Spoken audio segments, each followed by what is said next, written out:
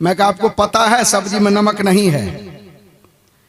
तो वो क्या कहता, नमक है, मैं खा रहा हूं। मैं कहा आप महात्माओं के झूठ बोलते हैं, मैं कहता हूं नमक नहीं है। गुस्सा से तमतमा कर वह महात्मा एकदम महात्मा जी खड़े हो गए।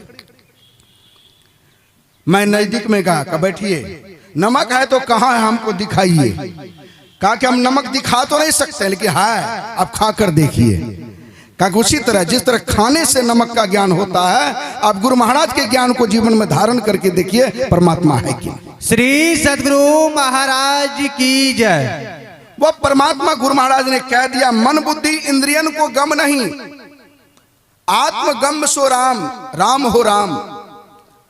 कबीर बाबा ने भी कह दिया, बाबा अगम अगोचरी कैसा, किसी ने प्रश्न किया है वह परमात्मा कैसा है, तो कबीर साहब ने कह दिया, जो दिसे सो तो है नहीं, है सो कहा न जाए। तब सैना बहना क्या समझाऊं, सैना बहना कहीं समझाऊं, गूंगे का गुरु भाई। जैसे जो नहीं बोलता है, गूंगा है, उस व्यक्ति को मिठाई या गुड़ खिला दीजिए, अब पूछिए कैसा लगा, बोल नहीं सकता, व्यक्त नहीं कर सकता है। उसी तरह परमात्मा मन बुद्धि इंद्रियों से ऊपर है, माया मंडल से ऊपर है। ये सारी इंद्रियां माया मंडल में नीचे है, ऊपर का पता, छत का पता, नीचे वाला कैसे बता सकता है। अब देखिए कबीर साहब दूसरी जगह कहते हैं, स्वरूप अखंडित वह जो परमात्मा है निर्गुण है, निराकार है, निर्मोह है। निर्गुण मतलब तीनों गुणों से पड़े, रजोगुण तमोगुण सत्वगुण से पड़े।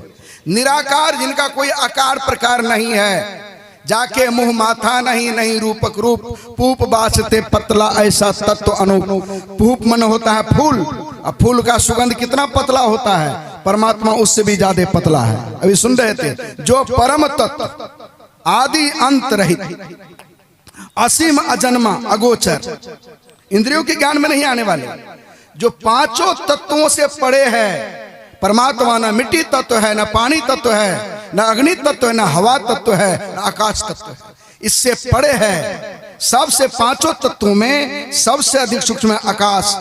जो आकाश को बनाने वाले हैं वो आकाश से भी ज्यादा सूक्ष्म है। इंद्रियों के ज्ञान में कैसे आ सकता है? जैसे देखिए दीवाल घड़ी है, टेबल घड़ी है और हाथ की घड़ी है, तीनों घड़ी ही है। लेकिन जिस यंत्र से आप, जिस चुट्टा पिलास से यंत्र से आप दीवाल घड़ी के कलपुर्जों को खोल लेंगे, पकड़ लेंगे, जिस यंत्र से आप टेबल घड़ी के कलपुर्जों को खोल लेंगे, पकड़ लेंगे, उस यंत्र से आप हाथ की घड़ी के कलपुर्जों को न खोल सकेंगे न पकड़ सकेंगे। क्यों? दीवाल घड़ी का कलपुर्जा मोटा मोटा होता है, टेबल घड़ी का कलपुर्जा मोटा मोटा होता है। मोटे मोटे यंत्र के पकड़ में खोलने में आ जाता है कि हाथ के घड़ी का कलपुर्जा महीन और बारीक होता है, उसके लिए बारीक यंत्र की आवश्यकता होती है। स्वयंभू परमात्मा ने इंद्रियों को बहिर्मुखी बनाया है। मोटे मोटे इंद्रियों से मोटे मोटे जगत का ज्ञान होता है, परमात्मा का ज्ञान करने की शक्ति और क्षमता इन इंद्रियों को नहीं। परमात्मा का ज्ञान करना चाहते हैं तो कैसे करेंगे? तो कबीर साहब उत्तर देते हैं, कहते हैं स्वरूप अखंडित व्यापी चेतनस चेतन, जो चेतन को भी चेतनता प्रदान करने वाले हैं, जो आत्मा को भी शक्ति प्रदान करने वाले हैं, ब्रह्मा विष्णु महेश को भी जो शक्ति प्रदान करने वाले हैं, जिनकी शक्ति से भगवान ब्रह्मा सृष्टि करते हैं, जिनकी शक्ति थोड़ी शक्ति से भगवान विष्णु पालन करते हैं, जिनकी थोड़ी शक्ति से भगवान शिव संसार का संहार करते हैं, जिनकी थोड़ी सी शक्ति से माँ दुर्गा काली सभी देवी देवता बम बम करते हैं, और हम लोग भी बम बम कर रहे हैं। कहते वही सर्वेश्वर परम पिता परमात्मा है। उस परमात्मा की शक्ति को, परमात्मा को जानना चाहते तो कबीर साहब कहते हैं चैतनस चेतन, आगे पीछे दाएं बाएं अनंत, बढ़ाते बड़ा छोड़ते छोटा, में ही ते सब लेखा, सबके मध्य निरंतर साईं, दृष्टि दृष्टि सो देखा। चाम चश्म सो नजरू न आवे, खोजो रूह की नैना। देखिए चाम, कबीर साहब ने स्पष्ट किया, चर्म चक्षु से परमात्मा का ज्ञान नहीं हो सकता। वह परमात्मा सबके मध्य निरंतर साईं, सबके बीच हरदम रहते हैं। कब? हरदम रहते हैं। परमात्मा से ज्यादा समीप कोई नहीं है, फिर भी हम क्यों नहीं देख पाते हैं? हरदम प्रभु रहे संग कभू भव दुख न टरे। कारण क्या है?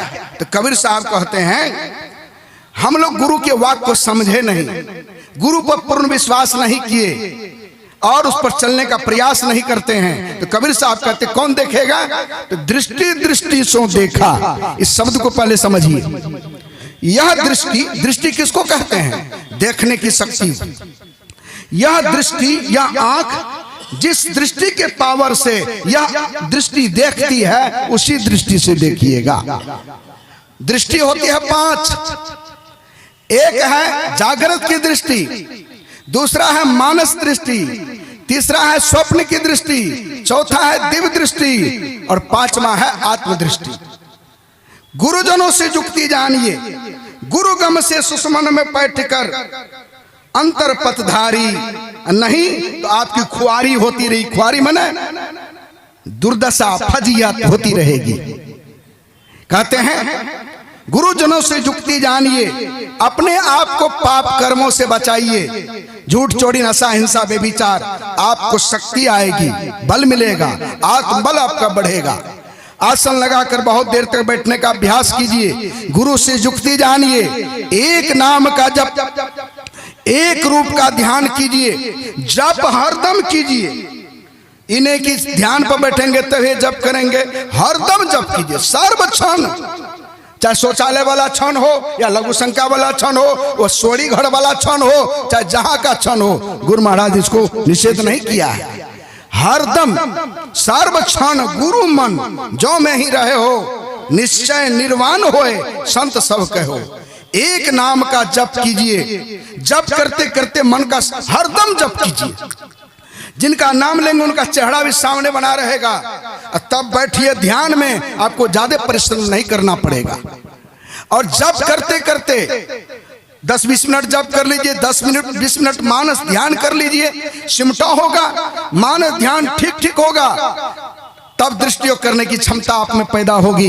गुरु इंगित स्थान पर गौर से देखिए, देखते देखते देखते देखते लखत लखत लकी पड़े कटे जमफंद है। जिस दिन दृष्टि सिमटती सिमटती सिमट जाएगी, एक बाल को एक से भाग कीजिए, शेष बचे तो उसका 2 भाग कीजिए, उसका जो 1वां भाग होगा, ऐसे सूक्ष्म जगह पर जिस दिन अंधकार मंडल में दृष्टि टिक गई, उसी दिन परमात्मा का द्वार खुल जाएगा और वहीं ब्रह्म ज्योति का दर्शन होगा, वहीं परमात्मा का शब्द सुनाई पड़ता है। और उसी शब्द की धार पर जीव चढ़ करके चलते चलते चलते चलते जीव स्थूल सूक्ष्म कारण महाकारण 4 जड़ शरीर और एक चेतन शरीर, और वो चेतन मंडल के शब्द को जब जीव सुनेगा तो क्या होगा? आदि नाम पारस है, मन है मैला लो, परसती कंचन भया, छूटा बंधन मोह। जीव सारे मोह माया के बंधन से जीव मुक्त हो जाएगा। इसी अवस्था का नाम मुक्ति है। जहां पुरुष तहां कछु नाही, कहे कबीर हम जाना,